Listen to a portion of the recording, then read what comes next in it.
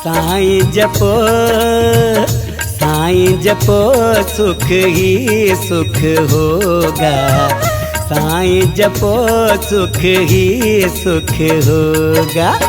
पूजा करो, पूजा करो, दुख ही न कभी होगा।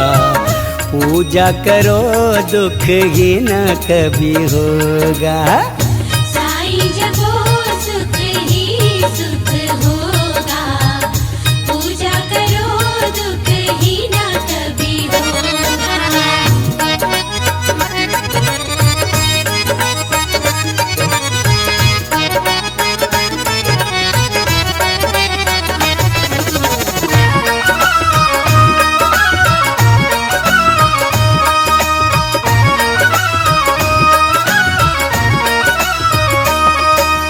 श्रद्धा से साईं माला जपना, सबूरी मन में रखना।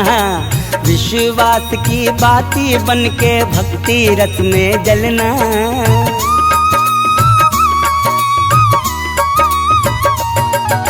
श्रद्धा से साईं माला जपना, सबूरी मन में रखना। विश्वास की बाती बन के भक्ति रस में जलना। जो साईं भक्ति में डूबा, उसने ही सुख भोगा।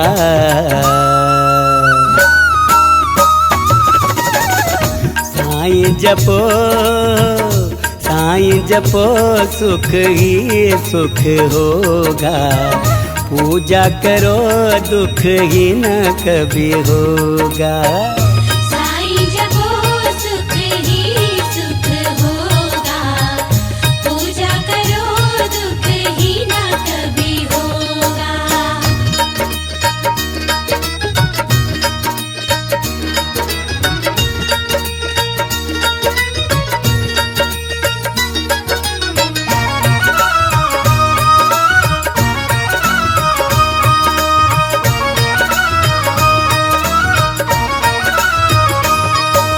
साईं को तुम फूल चढ़ाओ, चादर नहीं पहनाओ।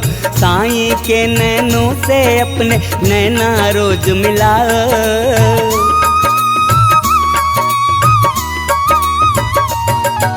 साईं को तुम फूल चढ़ाओ, चादर नहीं पहनाओ।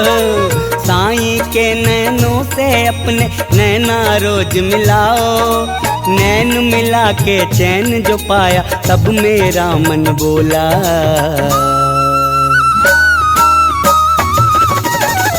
साईं जपो, साईं जपो, सुख ही सुख होगा।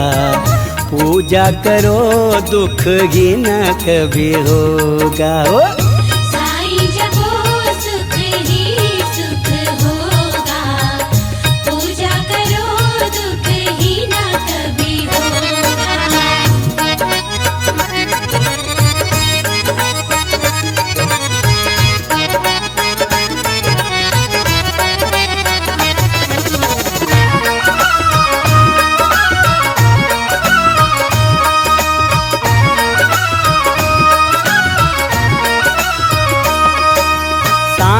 ऊदी माथे लगाओ, अपने भाग जगाओ।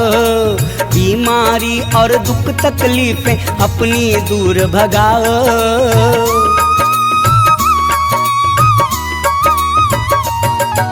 साईं ऊदी माथे लगाओ, अपने भाग जगाओ। बीमारी और दुख तकलीफें अपनी दूर भगाओ। साईं ने हमें गले लगाया, किस्मत से मिला मौका।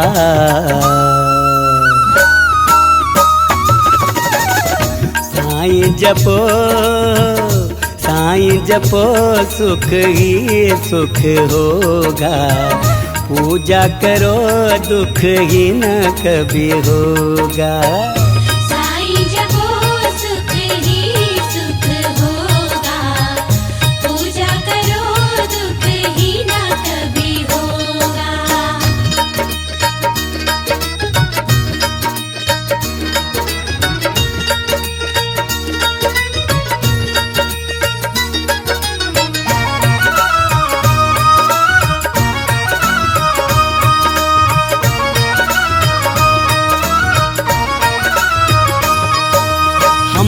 पापी तुम ज्ञानी साईं, क्षमाशील महदानी।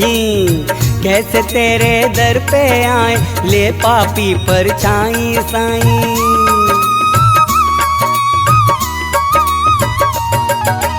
हम पापी तुम ज्ञानी साईं, क्षमाशील महदानी। कैसे तेरे दर पे आए, ले पापी परछाई साईं। लेके आया तेरे दर पे कर्म का लेखा जोखा।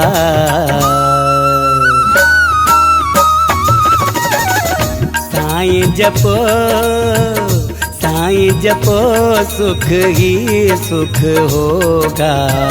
पूजा करो दुख ही न कभी होगा।